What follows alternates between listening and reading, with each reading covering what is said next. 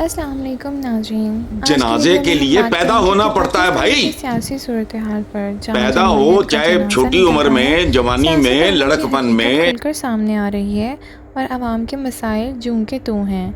آئیے سنتے ہیں حسن نثار اور مولانا فضل الرحمان نے اس پر کیا کہا۔ ناظرین، حسن نثار صاحب نے کہا ہے کہ مجھے ان سیاستدانوں کی سمجھ نہیں آتی، یہ جھوٹے ہیں یا کم عقل یا پھر ان پڑھ۔ بھائی جمہوریت ہوگی تو اس کا جنازہ نکلے گا نا، جنازے کے لیے پہلے کسی چیز کا پیدا ہونا ضروری ہے۔ ناظرین، انہوں نے مزید کہا کہ ان سیاستدانوں کی نہ کوئی اوریجنل سوچ ہے، نہ کوئی تخلیقی فکر، ہر طرف وہی گھسی پٹی باتیں ہیں۔ جمہوریت کی رٹ لگائی جاتی ہے، مگر حقیقت یہ ہے کہ چند مخصوص خاندانوں کے علاوہ کوئی لیڈر ہے ہی نہیں۔ ناظرین، حسن نثار نے افسوس کا اظہار کیا کہ 25 کروڑ کی آبادی میں کوئی مڈل کلاس یا لوور مڈل کلاس کا نمائندہ ہی نہیں موجود۔ ناظرین، ان کا مزید کہنا تھا کہ جمہوریت ایک ڈھونگ ہے، عقل سے عاری لوگ بیٹھ کر جمہوریت کی باتیں کرتے ہیں۔ 70 سالوں میں جمہوریت نہیں آئی، اب کہاں سے آئے گی؟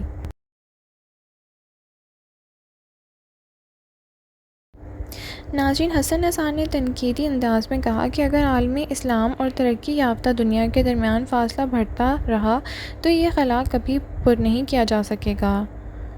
ناظرین، گزشتہ دنوں بلاول بھٹو زرداری نے شہباز شریف حکومت کو فارم 47 کی حکومت قرار دیا، جس پر رانا سلام اللہ نے کہا، پیپلز پارٹی کے ووٹوں سے ہی شہباز شریف وزیر اعظم بنے ہیں اور فارم 47 والوں نے ہی آصف علی زرداری کو صدر منتخب کیا۔ ناظرین، حسن نثار نے اس پر اپنا تجزیہ پیش کرتے ہوئے کہا کہ یہ سب اسی جرم میں شریک ہیں، ایک دوسرے کے کندھوں پر چڑھ کر یہاں تک پہنچے ہیں۔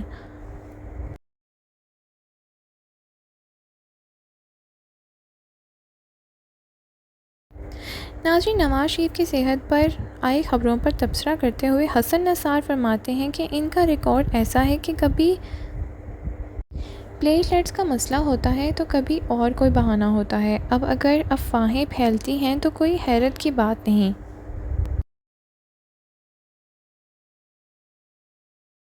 ناظرین، مولانا فضل الرحمان نے حالیہ بیان میں یہ کہا کہ اگر عوام کو ریلیف نہ ملا تو حکومت کی کارکردگی صفر ہے۔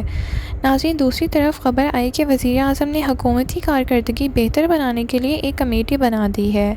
ناظرین، حسن نثار نے اس پر تنزیہ تبصرہ کرتے ہوئے فرمایا، کمیٹی کا مطلب یہ ہے کہ حکومت خود مان رہی ہے کہ کارکردگی بہتر نہیں۔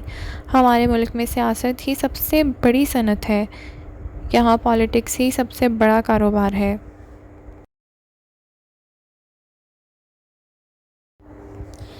کیا واقعی ہمارے سیاستدان عوام کی نمائندگی کر رہے ہیں یا یہ سب جمہوریت کے نام پر ذاتی کاروبار چل رہا ہے؟